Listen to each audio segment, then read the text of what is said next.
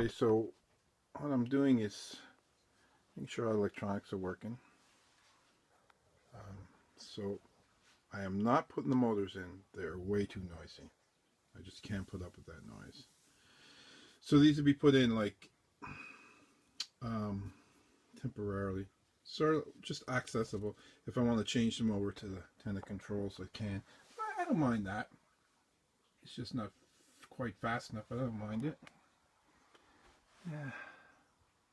Just before I put the saucer on, just making sure that everything is working and lighting up. I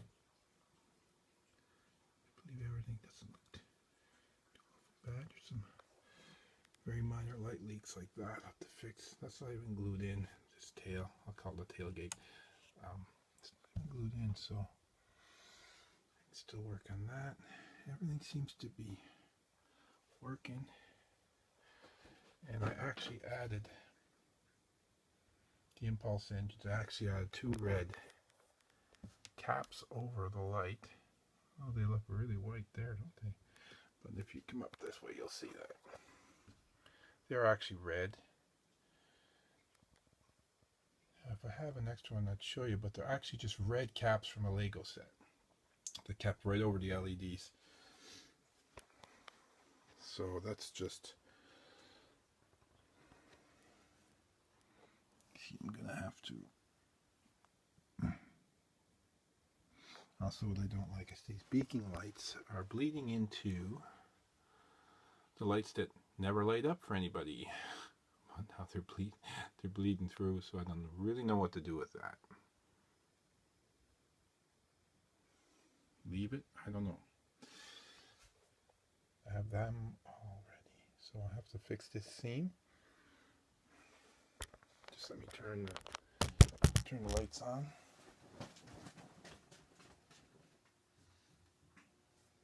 I don't get much time to work on this with, you know, life, work, stuff like that. So now you can see it really good. Not really, but turn it off. You probably will. I'll turn it off a second. So they're blinking. This is going to be okay. Yeah. So that's it's kind of bright. So I have to fix the seam, which is, I think it's fixed, but I have to check it out when I prime it. And this bottom seam is ready for priming. Now, how I'm going to paint everything, I have no idea now, because I have it on this stand that I made, which I really like this stand. And I put a little remote control. I can just sit there, or I can even Velcro it off. So this is actually a TV stand for an LCD TV that no one ever uses because they always hang them on the wall, so you'll always find one around. And this is a black plexiglass frame that was for one of the little picture frames, and it was the back of it. It's plexi clear in the front and plexi black on the back with magnetic. These are magnetic, but I never need them for anything, I don't think. But I just put 3 bolts in the mount. If you can see, there's the actual mount of the TV. And man, I tell you, that's the way to go for a mount. For base, sorry. It's so simple. I used the rod, and of course, I put this wire on. It's actually wire from a garage door opener. So there, that's all you can see in there without. So anyway, we are ready to rock, closing this up. Believe me, I'm damn not looking forward to doing. It's my greatest fear is I'm going to close it up and something's going to stop working. And then you know what I'm going to do? I'm going to go, oh well, because I'm not opening it up again. Righto? So that one looks like it can be sanded a bit more.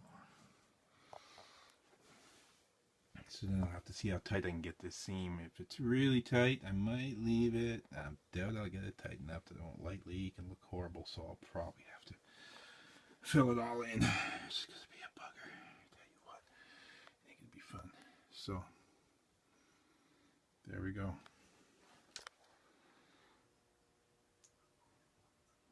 And if you think this isn't a lot of work, you are totally, absolutely wrong. It is a lot of work. And it's getting so cold outside, and I can't paint inside. I probably won't even be able to paint it this year. I'm thinking I probably won't. Probably have to wait all winter, because my garage isn't heated. And it's now October. And it's too cold right now to paint, so I'm not going to carry it to someone's house or anything like that. So these already have a dull coat on them, and this doesn't have dull coat, and the saucer section doesn't have any dull coat, because I knew I'd have to be messing with them. But so there you go. And I actually got these. Well, why these aren't bright is because these are masked already, but these here are not masked. I have a masking kit for everything. Well, there you go. I don't know. Am I going to tackle closing the saucer today or not? I don't know, because it scares me to death. I have all these little clamps that, you know, hold really tight, maybe too tight. And I'm going to have to put some cloth over them or something so they don't damage the saucer. And my idea is to put them where the alignment pins actually are, so it doesn't hurt anything. It's my idea. Who knows what I'll do? It scares me to death. This whole model scared me from day one. I have made lots of mistakes on it and corrected them. Still blinking okay? Yeah, still blinking. The other motors are just too loud, man. And I got the Master Replica model, and I have it in a case. And you don't hear it so bad if you have it in a case, right? But oh my God, these things are loud. There's no way I can handle. These are just in here loose. I can pull them out. It just drives me nuts. And keep in mind, when you do them glue joints, this glue joint, make sure there's no paint in there, or that glue joint will not hold at all. I had to scrape it all out. I tried it once. I scraped it and I tried it once, and it did not glue. I had to pull it out with the dish on it and scrape all that inside, most of the paint out of it. You better scrape it all. There's no paint on this one though. I had masked that one off, but I didn't think smart enough for this guy, and it didn't glue. That glue wouldn't hold. And it is the standard model glue by Testers, which melts the plastic together, so you get that plastic to plastic, clear plastic. You cannot, not clear plastic, but clean plastic. You cannot have paint on your plastic, so keep that in mind. These here aren't even glued. They're in there so solid. And I had it wired, and one of the wires broke, and I had to resolder it, so I have very little wire to pull it out. So I said, well, they're so tight, you know, it's good. But I glued, up here is glued, you know, but I don't seem to be having a problem. So if I do, I can pull it out a little bit and glue it and push it back in if I have to. If I don't have to, I'm not going to. I'm going to leave it. And that might be good for if anything goes wrong. I don't know.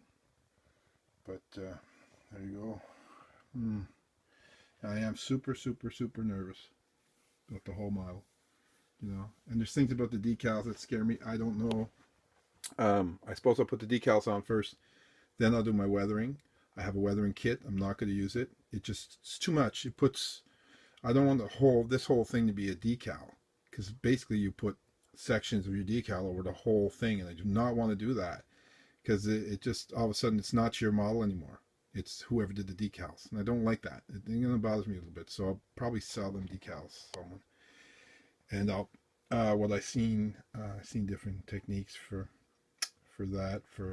weathering, so I'll try some different things with it, you know, for weathering. Yeah, putting the decals on scares me. I put them on little models before, but nothing this big. And of course, you want it perfect and all that jazz. So I don't know. I have a little cracking. I don't know if you can see it. You might not be able to see it, but there's a little bit cracking when I put this in right here and here.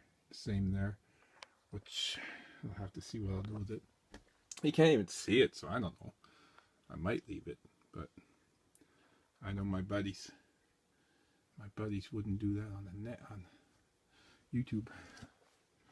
And a shout out to Woody Boyd, who I've watched all his videos and taken everything I can from what he's done, because I think he's spot on.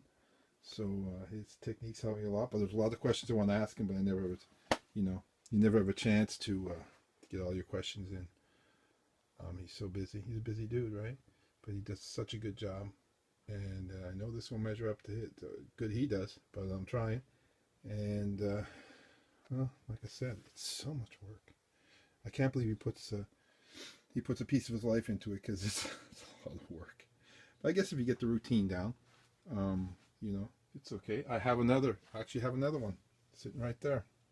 And I'm thinking of doing the pilot series one with no electronics, or maybe some limited electronics. I will not go with this kit right here again. I won't use this kit again. It's a good kit though, but there's no need to paying $200 some for this kit when you can go a lot cheaper wiring it yourself and buying your own strips, which are really cheap actually on eBay. You can buy a roll of them. You know, there's really no sense in, and there's cheaper kits there on eBay, but I don't know if they're any good. They're I think there's one there, I don't know what country it's from. Is it Germany? I think it's German. All the instructions are German or something, but maybe I'll possibly try that. It's only a $30 kit. But I got some extra parts from this, of course. You get a lot of extra color additives there for things, you know. You know, maybe you can adapt some of them to another one, I don't know. But like I said, I'm not going to use this kit again. I did have a problem with this. This went out one time. I don't know why. After I re-glued this, and it was out. And I didn't know what was going on, so oh my god, well, I can put another one in. You can tap off up here, one of them. But I just pulled on the wire, and actually I heard the wire, I felt the wire actually move. Like move, physically move. And everything came on. It was like it was jammed inside one of them. And that's exactly what happened here. When you're pushing these in with your wires, and you can't get that pylon in all the way, it's because the wire's in the way. And I've seen a lot of models where they'll say, oh, I couldn't get it in further than, you know, it's showing like a good 1/16 or maybe even almost an 1/8. And that's what it is. I put the wire down the wrong hole. That's what happened on this one. There's there's quite a big gap there to put your wires. If you don't put your wire down straight down the right hole, it will go down through here and actually obstruct this going in, and you won't notice it. And I actually stripped the wire, pushing it in, stripped the wire and everything, pushing it in, and it was still working. When when this one went in so nice, I said, well, something's obviously wrong, and I pulled that one out, and my god, yeah, it had bent it, jammed it, bent it, stripped it, and it wouldn't go in all the way, but still worked. And when I pulled it out, the wire was stripped, bent, had to cut it and resolder it, put it down the right hole, which was really hard because I had to pull it back. Ew, nightmare. I was sweating, but yeah, I got it back in there, and like I said, well, there's another reason why I didn't glue it, right? If them solder joints soldered, that solder broke or something while I was putting it back in, I have to get back in there. That's another one I didn't glue it, but like it was so tight. So this is really shiny, yeah. I gotta put the dull coat on there someday. I think that's it, man. I think that's it. These here, I didn't use paint on these. These here are actually colored, you